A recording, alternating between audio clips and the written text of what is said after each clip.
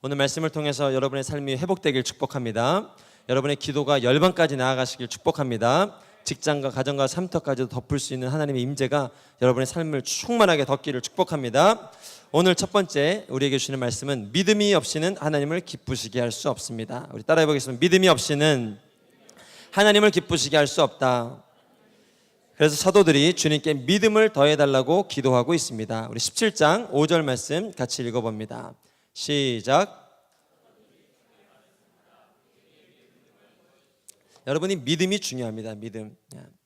믿음이 약해지면 전투력을 잃어버리게 됩니다. 성경에서는 우리를 하나님의 군사로 잘 표현을 합니다. 여러분 한 분 한 분이 영적인 군사라는 거예요. 그래서 에베소서에서는 하나님의 군사들에게 영적인 전신갑주를 입혀달라고 이야기합니다. 구원의 투구와 또 의의 흉배와 진리의 허리띠와 복음의 신과 또 말씀의 건강, 믿음의 방패, 이 하나님의 전신갑주를 입으라고 이야기를 합니다. 여러분 한 분 한 분 인정하건 인정하지 않건 성경에서는 우리를 하나님의 군사라고 얘기하는 거예요. 내가 너를 통해서 믿지 않는 직장 가운데 생명을 전할 거야. 내가 너를 통해서 소망이 없는 어르신들에게 말씀을 전할 거야. 그런 역사가 우리 왕천교회에 있기를 축복합니다.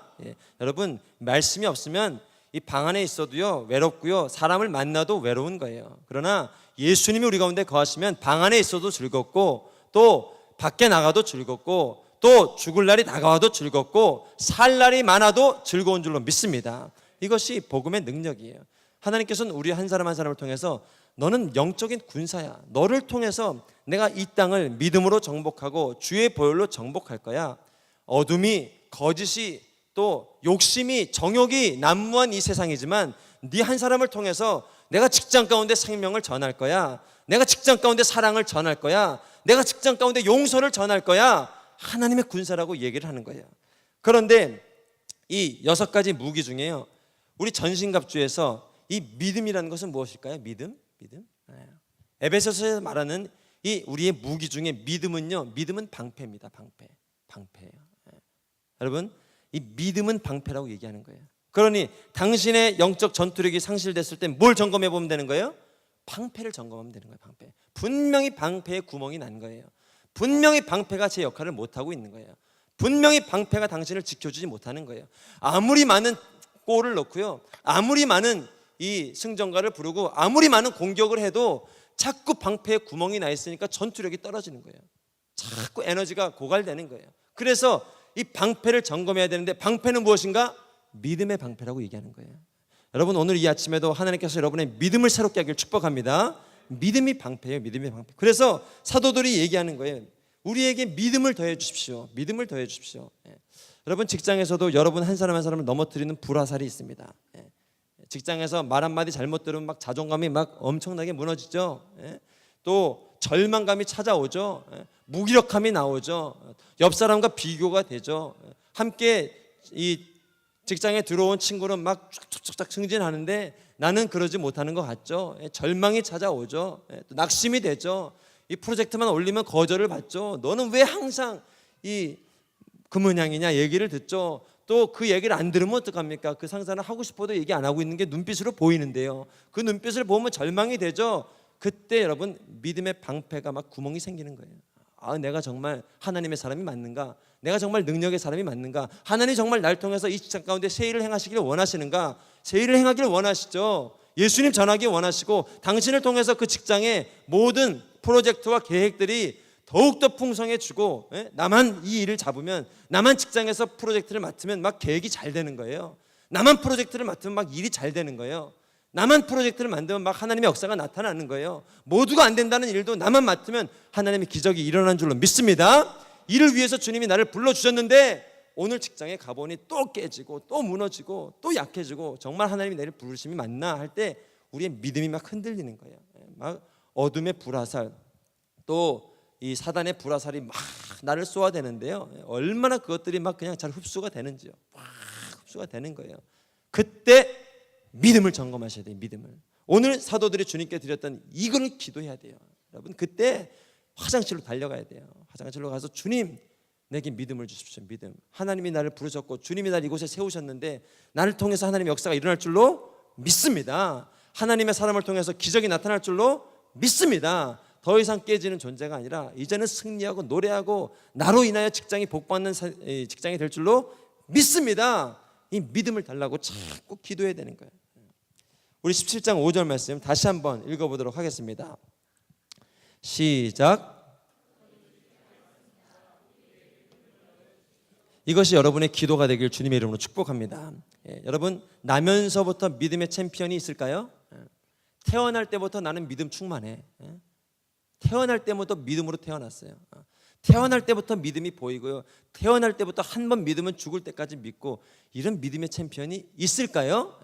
근데 여러분은 있다고 생각을 하는 거예요.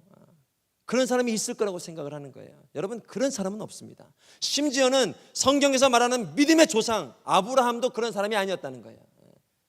여러분, 우리가 믿음 하면 믿음의 조상을 얘기하잖아요.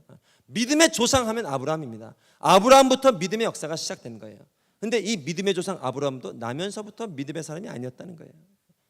그리고 믿을 수 없는 상황이었어요. 출신 자체가 믿을 수 없는 상황이었어요. 아이를 낳지 못하는 이 사람이었단 말이에요. 근데 열국의 아비가 될 거야, 넌 믿음의 조상이 될 거야 하니까 믿어지지가 않는 거예요. 믿으려고 노력을 합니다. 애씁니다. 그러나 11년이 지난 뒤에 결국 약속의 자녀가 아니라 육체의 자녀를 낳게 되는 거예요. 불신의 자녀를 낳게 되는 거예요. 하나님 말씀을 온전히 신뢰하지 못해서 이스마엘이라는 첩의 자녀를 낳게 된 거예요. 이게 믿음의 조상의 모습이라고요. 그러니 여러분이 예수님 믿고 나는 한 번도 안 넘어지고 승리할 거야, 나는 믿음의 챔피언으로 살 거야, 이런 생각하신다면요, 이거 잘못된 거예요. 잘못된 거. 여러분, 좀 교만한 거예요. 교만한 거. 오히려 겸손해야 돼요, 하나님 앞에. 그렇지, 믿음의 조상 아브라함도 실패했는데 내가 이 정도 실패로 무너졌어야 되겠는가? 내가 이 정도 실패로 무너졌어야 되겠는가? 7.8기의 믿음이 일어나야 되고요, 하루에도 8번씩 넘어져도 9번 일어나는 역사가 일어나야 되고요. 그게 바로 겸손이거든요. 겸손. 믿음의 조상 아브라함도 그렇지 않았다는 거예요. 그러나 여러분, 기억하셔야 돼요. 누가 그를 믿음의 조상으로 만들었습니까? 하나님께서 그를 만드신 거예요. 하나님께서 여러분을 믿음의 조상으로 만들 줄로 믿습니다. 하나님이 당신을 만들어 가시는 거예요. 아브라함은 넘어지고 사라는 비웃고 하나님의 약속 앞에 믿지 못하지만 하나님께서 자꾸 그에게 믿음을 주시고 격려하시고 일으키시고 도전을 하시니까 이 아들이 자꾸 믿음이 생기는 거예요. 그리고 나이 99세가 되었을 때 하나님에 대한 믿음이 쫙 일어나잖아요. 그리고 하나님을 향해서 믿음으로 고백하는 인생이 되는 거예요. 누가 만들어 갔습니까? 하나님이 만들어 가신 거예요. 그러니 저와 여러분도 이 하나님께 계속 나아가는 거예요. 믿음을 달라고 기도하는 거예요. 오늘 본문에 나오는 제자들도 마찬가지예요. 이 사도들도 마찬가지예요.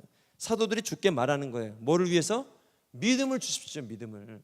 그들 가운데 믿음이 없는 것을 느끼기 시작했어요. 믿음이 사라지는 걸 느끼기 시작했어요. 여러분, 이 사도들도요, 위대한 사도라고 우리가 지금 칭송을 하지만 얼마나 정말 형편없었습니까? 3년 동안 그들의 삶이 남긴 것은 실패입니다. 그들이 남긴 것은 주님을 버리고 도망간 거라고요. 그들은 믿음의 챔피언이 아니었습니다. 3년을 주님과 함께 동행했다고요. 3년을 주님과 함께 경험했다고요. 3년을 주님의 역사를 경험했다고요. 여러분, 일주일만 아울렛이 다녀와도 우리가 얼마나 성령 충만함을 느낍니까? 오늘도 저 만나는 사람들이 막 성령 충만해 보인대요. 이전에 어땠는지 모르겠는데 성령 충만해 보인대요. 분명히 킬로그램이 빠졌습니다. 빠졌어요. 한 3kg가 빠졌습니다. 근데 얼굴이 보기가 좋대요. 어떤 거예요? 하나님이 뱃살만 빼신 거예요. 할렐루야. 이런 역사들이 일어나는 거예요. 왜 그런가? 일주일간 하나님의 말씀, 은혜, 사역, 봉사, 헌신, 섬긴 가운데 나가다 보니까 하나님께서 우리로 성령 충만하게 해주시는 거예요. 근데 제자들을 생각해 보세요. 3년간 주님과 함께 있었다고요. 먹고 자고 생활했다고요. 기적을 경험했다고요. 눈앞에서 하나님의 역사를 보았다고요. 그러나 그들의 3년 뒤의 모습은 실패였단 말이에요. 실패. 믿음의 챔피언이 아니었어요. 그러나 그들은 이 믿음이 있는 거예요. 오늘도 주님 앞에 나아가죠. 또 주님이 다시 부르실 때 부활하신 주님 앞에 또 다시 나아가죠. 그 주님이 하늘로 올라가셨을 때 다시 마가의 다락방에 모여서 기도하며 성령을 구하죠. 결국 성령 충만함을 경험하고 믿음의 챔피언이 되는 거예요. 할렐루야. 하나님께서 여러분 한 사람 한 사람을 믿음의 사람으로 세우기를 원하시는 거예요. 여러분, 믿음의 사람이 되길 주님의 이름으로 축복합니다. 다른 건 다 잃어버려도 괜찮습니다. 능력, 스펙, 인기, 명예 다 잃어버려도 괜찮습니다. 그러나 믿음 하나만은 남기셔야 돼요. 믿음. 혹시 아울렛에 가서 실패를 남기고 온 분들 계십니까? 혹시 아울렛에 가서 관계의 절망을 경험한 분들 계십니까? 다 괜찮아요. 그러나 여러분 안에 이 믿음은 남아 있어야 돼요. 그럼에도 불구하고 하나님은 나를 보내셨고 하나님 날 통해서 새 일을 행하셨고 그 땅에 새 역사를 이루셨고 내년은 더 크고 비밀한 일을 이룰 줄로 믿습니다. 믿음이 우리를 살리는 거예요. 한번 따라해 볼까요? 이전과 같지 않을 것이다. 이전과 같지 않을 거예요. 우리 인생은 하나님께서 새로운 역사와 새로운 역사들을 이루어 주시는 거예요. 제가 지난주에 우리 일주일간 베트남 아울리치를 다녀왔습니다. 베트남은 공산국가입니다. 공산국가예요. 그래서 복음을 전할 수 없는 국가입니다. 참 이 복음을 전하지 못하는 국가의 아울리치를 갈 때 막막합니다. 막막해요. 뭘 할 수 있을까 우리가? 그렇잖아요. 복음을 전하러 가는데 뭘 할 수 있을까? 우리가 복음을 전하지 못하는데 뭘 할 수 있을까? 그리고 새벽에 모여서 기도하고 같이 모여서 기도하는 거예요. 호치민 온누리 교회에서도 지금 담당 목사님이 설교를 못합니다. 설교권이 허락이 안 돼요. 그러니 우리가 가서 뭘 할 수 있겠습니까? 더군다나 들려온 소문들은 안 좋은 소문들입니다. 우리가 가는 베트남 수엠목교회 이 목사님은요, 우리랑 영적 색깔이 다르다는 소문이 들려옵니다. 통성기도는 안 된다고 합니다. 방언기도는 못하게 한다고 얘기를 합니다. 뭐 이런 소문들이 들려옵니다. 작년에 겨우 세족식을 진행했다고 합니다. 이런 얘기들이 들려오니 이 영적인 컬러나 색깔도 같아야 될 텐데 어떻게 해야 될까? 제가 이 우르무치 지역에 갔을 때 이 공안들이 있으니까 찬양하지 마라, 방 안에서도 조용히 예배해라 해서 정말 조용히 예배하는 순간부터 막 예배가 무너지더라고요. 이론적으로는 안 그런 걸 알아요. 야 얘들아, 우리 모여서 소리 내지 말고 속으로 찬양하면 돼. 속으로 우리 찬양하겠습니다 조용히 하는데 희한하게 이게요, 마음이 눌리고 위축되고 또 답답하고 분명히 머리로 아는 거예요. 그러나 상황이 그러니까 자꾸 눌리는 거예요. 호치민 가서도 이게 될까? 첫날도 가서 제가 기도 인도를 막 했습니다. 그래서 제가 그러면 다 같이 통성 기도는 힘드니까 내 힘으로 내가 대표로 계속 기도를 하면 되겠구나. 그럼 회중들은 아멘만 하면 되잖아요. 그래서 첫날 그 교회 도착해서 우리 같이 기도하겠습니다. 기도할 때 하면서 제가 계속 기도를 하는 거예요. 3분 하죠. 5분 하죠. 7분 하죠. 8분 넘어가니까 이제 좀 우리 다 같이 기도하겠습니다. 주여 하고 좀 던져버리고 싶은 그런 마음이 일어나는데 제가 계속 기도를 해야 되잖아요. 기도하다가 이제는 목소리가 지쳐서 자 이제 우리 다 같이 우리 소리 내지 말고 기도하겠습니다. 막 이렇게 되는 거예요. 막 속에서는 막 불이 올라오는데 소리는 못 내고 이렇게 기도가 되는 거예요. 그렇게 1분, 2분, 3분 또 기도하고 제가 기도하면서 했어요. 근데 여러분 역시 믿음은 위대한 역사를 이루는 거예요. 믿음은 3일째 됐는데 우리 수목교회 목사님이 그 교회에서 우리 팀한테 설교를 해달라는 거예요. 그래서 이 드라마를 같이 하고요, 설교를 했습니다. 그 다음날 됐더니 그 지역교회 가서도 설교를 또 해달라는 거예요. 그래서 제가 2번인가 3번인가를 그 호치민 지역에서 설교를 했습니다. 우리 팀들도 예배하고 찬양하고 우리가 가면서 눈치를 보니까 이제 조금씩 괜찮은 것 같아요. 그래서 이제는 조금씩 기도하고 대신 방언으로는 하지만 대신 기도하고 통성 기도하고 또 주여도 기도하고 기도하면서 나가니까 하나님이 다 길을 열어주시는 거예요. 이게요 우리의 객기로 된 게 아닙니다. 우리의 야성으로 된 게 아니에요. 믿음을 통해서 하나님은 역사가 일어나는 거예요. 그래서 사도들이 뭘 구하는가? 믿음을 달라고 기도하는 거예요. 여러분 능력 없음이 문제가 아니에요. 경험이 문제가 아니에요. 스펙이 문제가 아니에요. 내게 믿음이 없는 게 문제라고요. 믿음이. 일어나 빛을 발하라. 정말 빛을 발할 수 있습니까? 안 될 것 같아요. 공산국가인데 어떻게 가능하겠어요? 노력봉사밖에 안 되는데 어떻게 가능하겠어요? 그러나 주님이 믿음을 주십시오. 믿음을 주십시오. 일어나 빛을 발하겠습니다. 빛이 비춰질 것입니다. 생명의 빛이 비춰질 겁니다. 믿음을 달라고 기도할 때 주님이 정말 믿음을 쑥 주시는 거예요. 그리고 그 믿음을 통해서 기적이 나타나는 거예요. 할렐루야. 여러분 믿음이 있는 그리스도인 되길 주님의 이름으로 축복합니다. 믿음이 날마다 여러분을 새롭게 하기를 주님의 이름으로 축복합니다. 믿음을 가지고 기도해야 돼요. 두 번째 작은 믿음이라고 해서 무시하면 안 됩니다. 정말 작은 보잘것없는 믿음이라고 해서 그것을 무시하면 안 돼요. 17장 6절 말씀입니다. 우리 6절 말씀 다 함께 읽어보도록 하겠습니다. 6절 말씀 시작.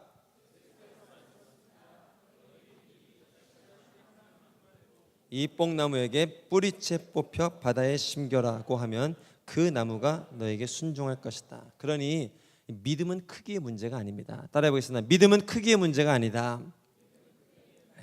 크기의 문제가 절대 아닙니다.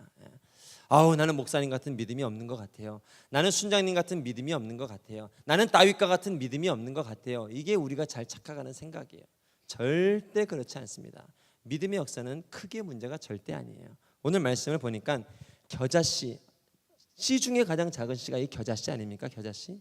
그 정도 믿음만 있어도 이것이 말씀에 심겨지고 이것이 예수 그리스도에 심겨지고 이것이 주님의 계획 가운데 심겨지면 역사가 나타나는 거예요. 기적이 나타난다는 거예요. 하나님의 역사가 일어난다는 거예요. 그런데 사단 마귀는 별 볼 일 없는 믿음을 자꾸 무시하게 만들어요. 별 볼 일 없는 믿음을 자꾸 무시하게 만들어요. 여러분 이제 아울렛이 갔다 오면요 막 성령 충만한 것 같습니다. 그 땅에서 막 기적을 노래한 것 같습니다. 그리고 그 다음날 출근 딱 해보면 똑같습니다. 똑같아요. 우리 대학부 때 아울렛에 보면 주님 한 학기 동안 아주 그냥 공부를 죽 썼거든요. 그리고 아울렛 가면서 기도하는 거예요. 갔다 오면 하나님 정말 장학금이 나와 있고 하나님 역사가 일어나고 기적이 나타나고 막 나타날 줄 믿습니다. 근데 딱 아울렛 갔다 올 때쯤이 성적표가 집에 도착하는 날입니다. 어김없습니다. 어김없어요.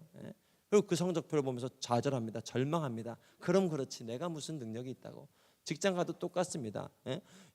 그 호치민에서 막 예배를 하고 또 베트남에서 예배를 하고 또 우리 라오스에서 노래를 하고 했는데 직장 가보니까 똑같은 거예요. 그때 내 믿음이 막 흔들리는 거예요. 그리고 내 안에 남겨진 작은 믿음을 그냥 내팽개 쳐버리는 거예요. 그러면 그렇지.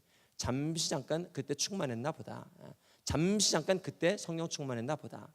그래 내년 이맘때 또 한번 충만해지자. 그래 이 1년간 그냥 적당히 잘 디펜스하고 살다가 내년 이맘때 또 한번 충만해져 볼까라고 생각을 한다는 거예요. 왜? 믿음의 크기가 너무 쪼그러들어 있거든요. 위축돼 있거든요. 태산 같던 믿음이 막 별 볼 일 없는 믿음으로 바뀌어 있거든요. 그때 마귀는요 그 믿음을 무시하게 만들어요. 내팽개치게 만들어요. 별 볼 일 없는 믿음처럼 만들어요. 그러나 하나님께서 그런 여러분에게 도전하십니다. 사랑하는 아들아, 믿음의 크기의 문제가 절대 아니야. 네 믿음의 크기 문제가 절대 아니야. 몇 년간 가족 구원을 위해서 기도한 분들 계십니까?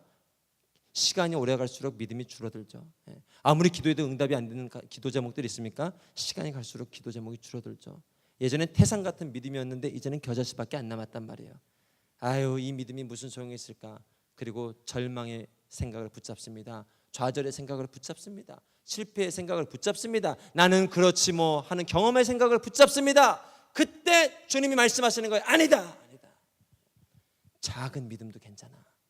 겨자씨만한 믿음도 괜찮아. 이것이 말씀에 심겨지고 이것이 예수 그리스도에 심겨지고 이것이 주님의 권능에 심겨지면 기적이 나타나는 거야. 할렐루야.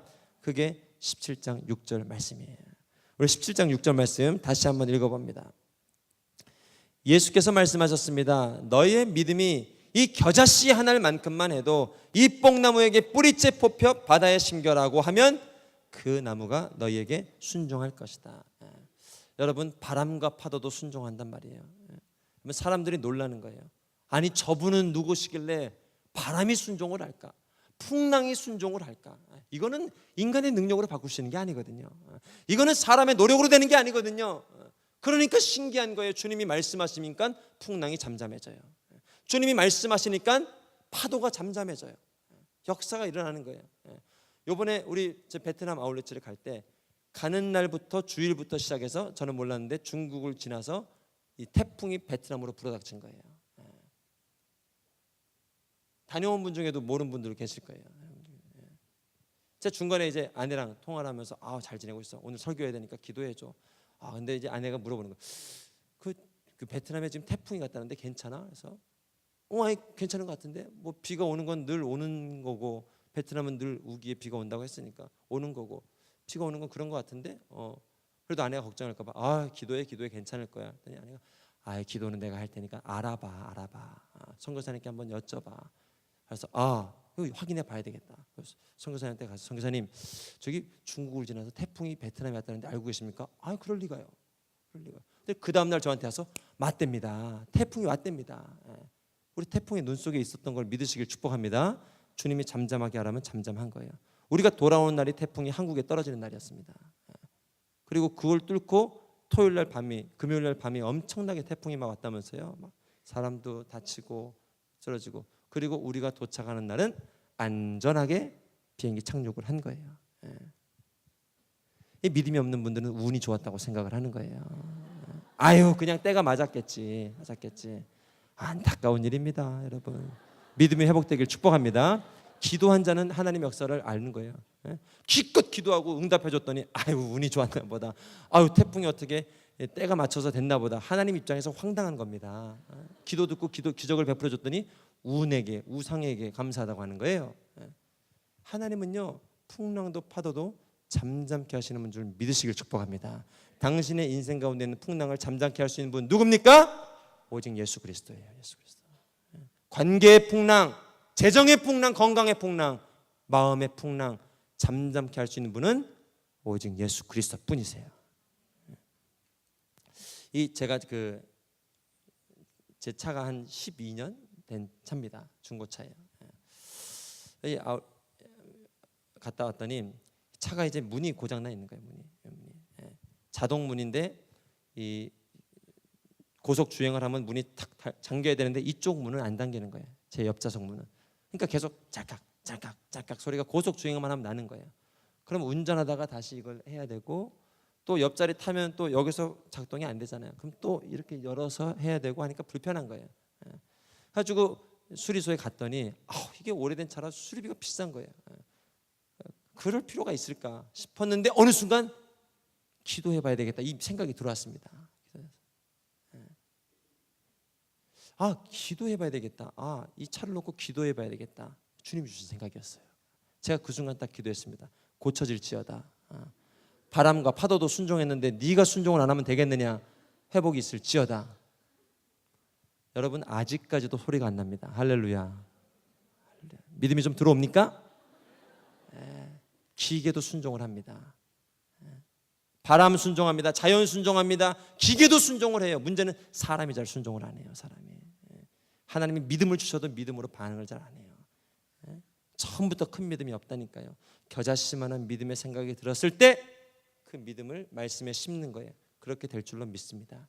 그러한 역사가 일어날 줄로 믿습니다. 그런데도 내 안에 믿음이 없는 걸 내가 알잖아요.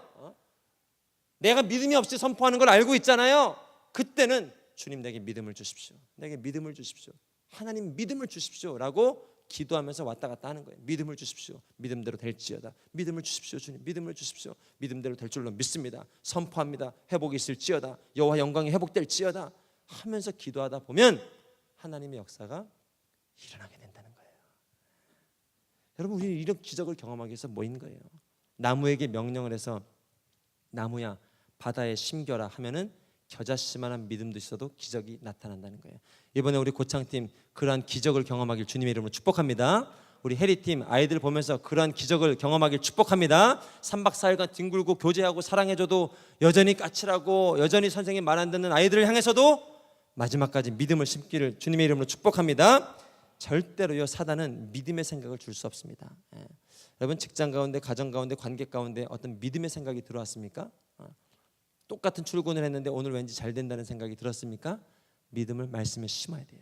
사단은 절대로 믿음의 생각, 긍정적인 생각을 줄 수 없어요. 줄 수 없어요. 회복의 생각 줄 수 없어요. 참 자유의 생각 줄 수 없어요. 기적의 생각 줄 수 없어요. 사단은 불가능의 생각만 줍니다. 불평의 생각만 줍니다. 비난의 생각만 줍니다. 정죄의 생각만 줍니다. 낙심의 생각만 줍니다. 그러나 그 가운데 믿음의 생각을 심을 때 기적이 일어나는 줄로 믿으시길 축복합니다. 이 믿음 절대로 작은 믿음도 심어야 된다. 심어야 된다. 마지막 세 번째 말씀입니다. 세 번째. 오늘 이 세 번째 말씀을 잘 들어야 됩니다. 오늘 이 세 번째 말씀이 오늘 말씀의 하이라이트입니다. 지금까지 좋으셨던 분들도 이 말씀은 잘 들어야 됩니다. 이 말씀.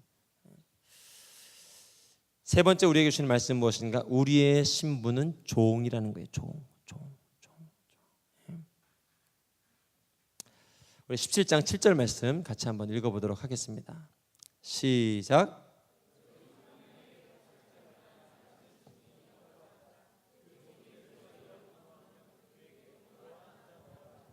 이 말씀 분위기가 심상치 않죠?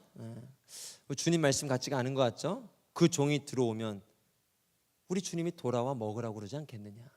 너의 발을 씻겨주지 않겠느냐? 혹시 이런 말씀 오늘 기대하고 오셨다면 그거는 이제 조금 뒷부분에 나옵니다. 오늘 말씀은 그 말씀이 아닙니다. 분위기가 심상치 않습니다. 열심히 일하고 돌아왔는데 들어와 먹으라고 하겠느냐? 안 그런다는 거예요. 안 그런다는 거예요. 잘 들으셔야 돼요. 한번 생각을 해봅니다. 여러분, 종이 예수님을 잘 믿었을까요? 주인이 예수님을 잘 믿었을까요?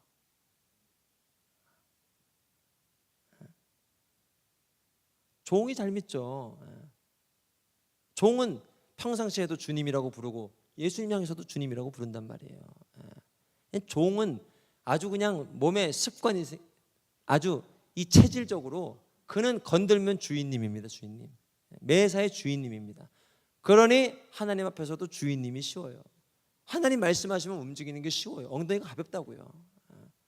근데 주인으로 행세하는 사람은 예수님 믿기 힘들어요. 힘들죠. 맨날 부리고 맨날 시키는 게 일인데 예수님 주인, 이 주님 주인 주자거든요. 주님이라는 거예요. 주인. 나는 종이라는 거예요. 그러니 그 순간 주님이라고 고백하면 쉽겠어요? 어렵겠어요? 어렵죠. 잘 안 돼요.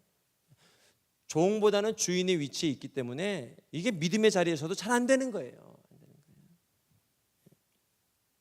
여러분, 하나님과 우리의 관계에 많은 정체성들이 있습니다. 집에서는 아버지입니다. 남편입니다. 교회에서는 목사입니다. 또 직장에서는 선교 파트를 맡은 누구입니다. 많은 정체성이 있어요. 하나님과의 관계에서도 마찬가지입니다. 자녀로서의 정체성이 있습니다. 어떨 땐 주님이 우리를 친구라고 불러주십니다. 어쩔 땐 신부라고 말해주세요. 그렇죠? 어떨 때는 동역자라고 얘기해 주세요. 어떨 땐 제자라고 얘기해 주세요. 근데 가장 중요한 정체성 중에 하나가 무엇인가? 바로 하나님은 주인이시고 나는 종이라는 이 관계예요. 이 관계. 왜냐하면 우리가 기도할 때 예수님을 주님이라고 부르거든요. 주님. 기도할 때 맨날 나의 친구요, 나에게 응답해 주십시오. 나의 친구요. 맨날 이렇게 기도하는 분들 계십니까? 없죠. 아버지라 기도하는 경우는 많아요. 자녀로서의 정체성이 있는 거예요. 그 다음은요, 주님이라고 많이 고백한단 말이에요. 주님 나를 붙잡아 주십시오. 우리가 삼창할 때도 어떻게 삼창합니까? 주여 삼창을 하는 거예요. 주여 삼창. 친구여 하다 보면 반말이 나오는 거예요. 나에게 이렇게 해줘. 나 이렇게 해줘야 될 거 아니야. 그러나 우리가 주님을 주라고 부르는 이유는 주님은 주인이시고 주인이라는 거예요. 주인. 나는 뭐예요? 종이라는 거예요. 종. 그래서 주여 부르짖는 거예요. 그러니 하나님과의 관계에 있어서 중요한 정체성 중에 하나는 주여예요. 주여. 종이에요. 종. 따라해볼까요? 우리는 하나님의 종입니다. 역시 소리가 약해지잖아요. 우리는 하나님의 종입니다. 그렇죠. 종이에요. 종. 많은 정체성이 있지만 이 종으로서 주인과 종의 관계가 중요한 거예요. 여러분 한번 생각해 보세요. 에덴 동산을 한번 생각해 보세요. 하나님이 세상을 지으셨어요. 창조하셨어요. 보기에 좋은 것들로 아담과 하와를 만드셨어요. 아무것도 나쁘지 않았어요. 그 안에는 많은 관계가 있었어요. 하나님은 친구처럼 다가오셨어요. 친구의 관계였어요. 하나님은 부모님처럼 다가오셨어요. 아들과 딸과 부모의 관계였어요. 자녀의 관계였어요. 동역자의 관계이기도 했어요. 그러나 정말 중요한 관계는 뭐였을까요? 주인과 종의 관계예요. 그게 바로 선악과란 말이에요. 선악과. 선악과는요, 친구의 관계가 아닙니다. 선악과는 동역자의 관계도 아닙니다. 선악과는 명령하는 사람이 있고 명령을 하달 받는 사람이 있는 주인과 종의 관계란 말이에요. 사랑하는 아들아, 아담아, 하와야, 다른 것 다 지켜도 돼. 다 어겨도 돼.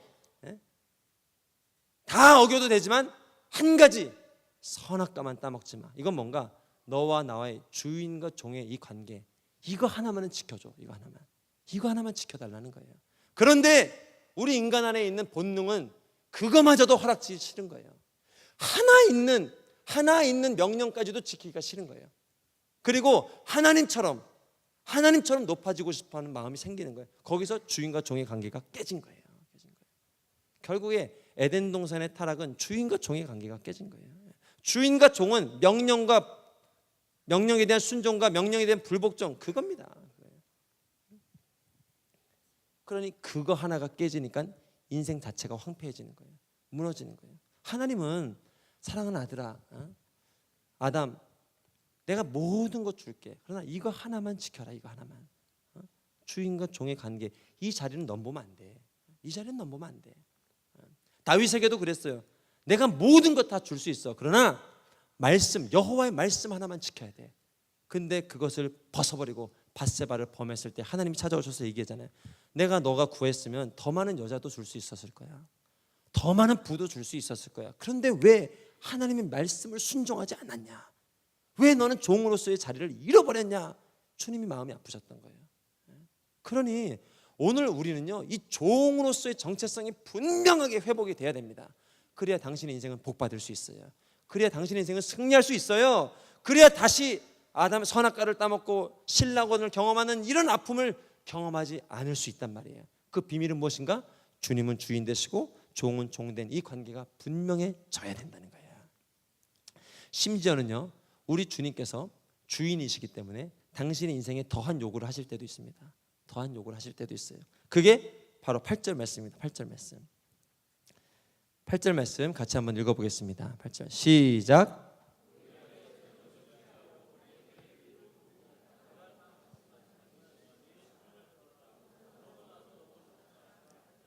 이럴 수 있다는 거예요. 수고하고 돌아왔는데 우쭈쭈쭈쭈 해주지 않고 너 가서 좀 음식 좀 날라. 너 가서 내 음식 좀 준비해 라고 얘기할 수도 있지 않겠느냐. 그럴 거라고 생각 못 하신 분들 계시죠? 확실하게 알아야 됩니다. 그럴 수가 있습니다. 그럴 수가 있어요. 주님 마음대로 하실 수 있어요. 그리고 다 먹고 3일간 굶어라고 얘기할 수 있을까요? 없을까요? 있어요. 그리고 3일 뒤에 하루만 더 굶어 얘기할 수 있을까요? 없을까요? 있어요. 물론 우리 주님 깡패가 아닙니다. 그러나 주님은 나의 행복을 위해서 그럴 수 있다는 거예요. 이 아울리치 이 팀장들 콜링하다 보면 이런 경험을 할 때가 많습니다. 이 명단을 보고 이제 저도 기도하고 하나님께서 이 사람을 세우실 것 같아 기도하고 그리고 딱 전화를 해봅니다. 전화 보면은 딱 전화를 받는 순간 이렇게 콧방귀를 뀌는 경우가 있습니다. 팀장 얘기 나오는 순간 이렇게 하는. 저는 처음에 이게 왜 목회자한테 이렇게 무시를 하나? 왜? 뭐 내가 권위가 없어서 그러나? 뭐 이런 생각을 좀 한 적도 있었죠. 근데 콧방귀 뀌는 경우는 대부분 이런 경우입니다. 이번 올해는 절대로 아울리치 못 갑니다. 주님 절대로 갈 수가 없습니다. 가야 됩니까? 아유 정말 너무 힘들고 바쁘고 분주한데 가보겠습니다 하는 순간 팀장 전화를 받는 거예요. 황당한 거죠. 목사님이 제 상황을 잘 모르시는 것 같아요. 제가 지금 이런 상황이고요. 지금 밭에서 일하다 왔고요. 지금 막 쉬려고 하는데 지금 나를 막아서 허리를 띠를 띠르고 저녁을 준비하라고 시중을 들라니요. 이 얘기입니다. 이 얘기예요. 그래서 이제는 콧방귀가 나오는 경우 저는 확신하게 됩니다. 네가 맞구나. 하나님이 널 부르시는 게 맞구나. 지금이야말로 주님을 의지할 때구나. 지금이야말로 그때 순종해야 됩니다. 그때 안 하면 MC 콜링이 들어오기도 하고요. 교역자 콜링이 들어오기도 하고요. 그런 거예요. 작은 일에 순종해야 되거든요. 물론 이 자리에 팀장 순종 안 했던 분들 자유하시길 축복합니다. 하나님은 사랑의 주님이십니다. 자유하시고 그러나 아울리치는 가급적 가세요. 대표적인 경우가 아브라함입니다. 아브라함. 독자 이삭을 25년 만에 낳았다고요. 여러분 이 이삭을 낳게 해달라고 기도한 적이 있었나요? 없었어요. 하나님이 주시겠다고 했어요. 그리고 하나님이 기적적으로 낳게 해주셨다고요. 그리고 키우게 하셨다고요. 근데 어느 순간 갑자기 찾아오셔서 독자 이삭을 번제로 바치라는 거예요. 그 순간 뭐라고 얘기가 나옵니까? 장난하십니까 주님? 장난하십니까? 우리 일상 중에 이런 게 많습니다. 주님 장난하십니까? 주님 제 상황을 어떻게 이렇게 모르십니까? 주님을 알고 계신 줄 알았는데 어떻게 이 상황에서 또다시 선교를 얘기하고 이 상황에서 또다시 내려놓음을 얘기하고 지금 얼마나 많이 내려놨는데 또 주님 장난하십니까? 라는 얘기가 많이 나온단 말이에요. 오늘 본문이 그 텍스트예요. 수고하고 돌아왔다라고요.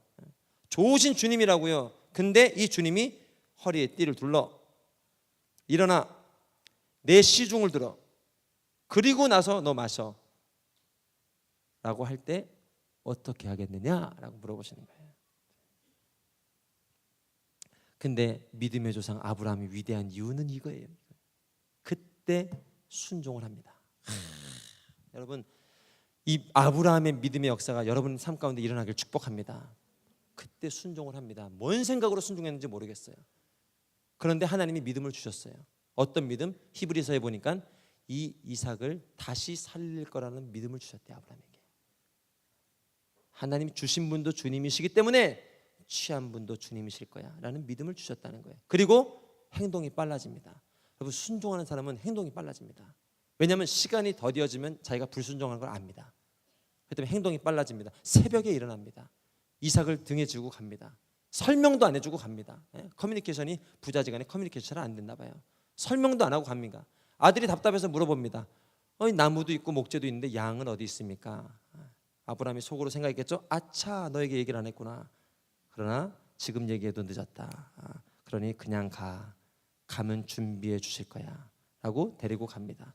데리고 가서 아들을 묻기 시작합니다. 단위에 올려놓습니다. 그리고 칼을 듭니다. 칼을 드는 순간까지 멈추게 해주세요 했을까요? 아니라는 거예요. 아브라함, 칼을 드는 순간이 있고 칼을 멈추는 순간이 있고 칼을 내리는 순간이 있단 말이에요. 아브라함의 칼은 내려가는 순간이었단 말이에요. 그때 하나님이 딱 멈춰라 얘기한 거예요. 이게 아브라함에게 있었던 믿음이란 말이에요. 믿음. 이 종의 믿음이 있었어요. 아브라함은 열국의 아비였지만 하나님의 자녀였지만 믿음의 조상이라는 확신이 있었지만 하나님 앞에 나는 종입니다. 이 고백이 있었다고요. 그때 그 아들의 믿음대로 하나님께서 믿음의 조상으로 만들어 주신 거예요. 그래서 하나님이 오늘 여러분에게 순종을 요구하시는 거예요. 순종을 요구하시는 거예요. 9절 10절 계속해서 읽어봅니다. 9절 10절. 자기가 말한 대로 종이 했다고 해서 주인이 그에게 고맙다고 하겠느냐. 고맙다고 안 할 수도 있다는 거예요. 아울리치 팀장 열심히 봉사하고 왔는데 목사님이 막 박수를 쳐줘요. 자, 우리 수감분들 한 분 한 분 돌아가면서 박수 쳐줍니다. 우리 부팀장님, 와, 식사 팀장님, 와, 중보기도 팀장님, 와, 마지막에 날 해주나 보다. 근데 그냥 그리고 우리 다 같이 하나님께 영광의 박수 올려드리고 모임 마치겠습니다. 고맙다는 얘기를 안 해요. 고맙다는. 근데 자기가 말한 대로 종이 했다고 해서 주인이 실제로 고맙다고 하겠느냐, 이 말씀을 주시는 거예요. 너는 종이거든. 너는 하나님 명령대로 사는 거거든. 네가 선악과 안 따먹은 거로 그 내가 주인이 너에게 고맙다고 할 수 있겠니? 원래는 안 된다는 거예요. 물론 우리 주님 자주 말씀하세요. 조금만 사랑해도 막 눈물 흘리시고 감동하세요. 그러나 애시당초 주님은 주인이시고 종이란 말이에요. 네가 가진 것 다 버리고 주님을 쫓는다고 해서도 주님이 고맙다고 할 수 있겠니? 주님은 널 위해서 목숨까지 내어주셨는데, 목숨을 안 주셔도 되는 분이 너에게 줬는데, 너의 모든 용서를 줬는데, 회복을 줬는데, 소망을 줬는데, 얼마나 더 절망이 많았어. 시간만 나면 고민하고 근심하고 염려하고 그 절망의 나락에 떨어지면 헤어나오지 못하는 너를 빛으로 내가 소망을 주고 위로해 줬는데, 네가 이 일을 했다고 해서 내가 고맙다고 할 수 있겠느냐? 그리고 너는 뭐라고 얘기해야 되는가? 10절 말씀이에요. 10절 말씀. 이와 같이 너희도 명령받은 대로 다 마치고 나서 우리는 무익한 종입니다. 우리는 전혀 쓸모없는 종입니다. 하나님이 내게 은혜 주셔서 내가 감당했죠. 하나님이 내게 은혜 주셔서 내가 베트남 갔죠. 하나님이 휴가 일정 허락해 주셔서 내가 갔죠. 우리는 전혀 쓸모없는 종입니다. 그저 할 일을 했을 뿐입니다 라고 말해야 된다는 거예요. 그럴 준비가 돼 있어요? 너무 잔인합니까? 혹시 오늘 이 말씀이 잔인하게 느껴진 분들 계세요? 종의 축복을 아직 못 누려서 그럽니다. 시키는 대로 하기만 하면 돼. 이게 얼마나 복인지 모르시죠? 너 시키는 대로 하기만 하면 돼. 시키는 대로만 하면 되는 거예요. 그 축복을 못 누려서 이 종이 아니라 자꾸 주인의 자리에 가려는 거예요. 여러분, 저도 목회하면서 비전에 대해서, 부흥에 대해서 생각할 때 얼마나 힘든 줄 아세요? 남양주 온누리교회에서 막 15일 금식하고 또 금식하고 해도 안 되는 거예요. 근데 부흥이 쉬운 방법이 있어요. 시키는 대로만 하면 됩니다. 시키는 대로. 내가 허락한 자리에서 순종하면 돼. 내가 허락한 자리에서 믿음으로 나가면 돼. 내가 너에게 맡겨준 일을 감당하면 돼. 어떨 때는 막 여름에 막 토가 나옵니다. 막 진짜 해도 너무 하시네. 정말 막 몰아치는데요. 근데 그치, 시키는 대로만 해야지. 주님 감당할 힘을 주세요. 주님 감당할 능력을 주세요 하고 기도하다 보면 힘이 생겨요. 왜? 주님이 주신 일이거든요.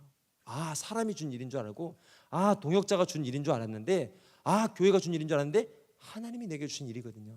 아, 그러면 주님이 내게 주셨으니까 주님이 감당할 만한 능력도 주시겠다. 믿음으로 나아가면 하나님의 역사가 일어나는 거예요. 일어나는 거예요. 어떤 사람은요, 선악과 따먹지 말라는 명령을 잔인하다 하십니다. 아유, 왜 그런 명령을 주셔가지고 그 마음, 그거 막 느끼는 마음이 바로 죄예요. 죄예요. 죄.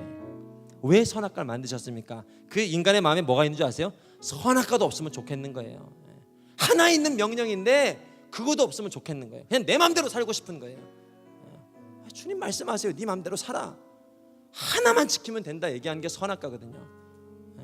만약에 우리 주님이 모든 열매를 따먹지 말고 선악과 하나만 따먹어 해도 지켜야 되는 거예요. 다 따먹어도 돼, 하나만 지키지 마 하는데도 이 죄인, 이 인간은요, 그것도 용납이 안 되는 거예요. 리더가 없는 세상에 살고 싶고, 통치하는 사람이 없는 세상에 살고 싶고, 물론 직장 상사 때문에 힘든 분들, 아유, 그 놈만 없으면, 그분만 없으면 내가 정말 행복할 텐데 얘기하지만 그러나 하나님께서는 그 선악과를 통해서 그 한 가지 명령, 직장에서 힘들면 여기 와서 순종하면 될 거 아니에요. 순원들 막 마음대로 할 수는 없지만 순종하면 될 거 아니에요. 막 MC 시켜달라고 막 자원하면 될 거 아니에요. 직장에서 너무 말단 직원이라 고생하는 분들은 여기 와서 막 팀장도 하고 싶다고 하고 막 하면 될 거 아니에요.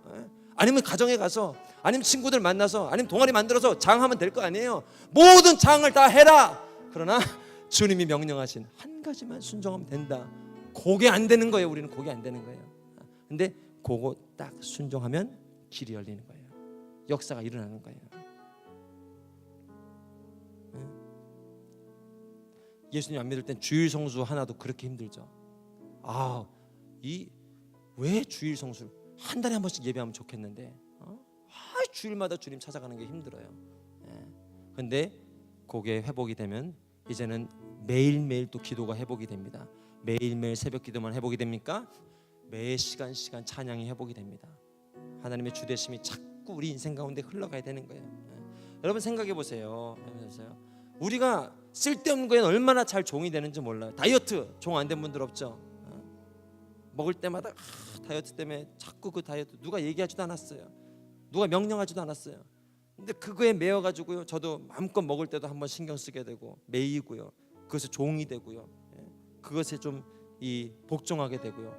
아니, 오늘도 그렇게 많은 것들에 종이 됩니다. 노예가 됩니다. 그런데 왜 하나님 한 분께 종이 못 되느냐, 이 얘기예요. 주님이 아시겠죠? 우리 하나님의 종이 돼야 됩니다. 하나님 말씀에 순종해야 되고, 하나님 말씀에 엎드려야 되고, 하나님 말씀에 굴복해야 돼요. 나면서부터 순종 잘하는 사람은 없다. 그러나 오늘도 주님, 겸손하게 주님 앞에 무릎 꿇고 예배합니다.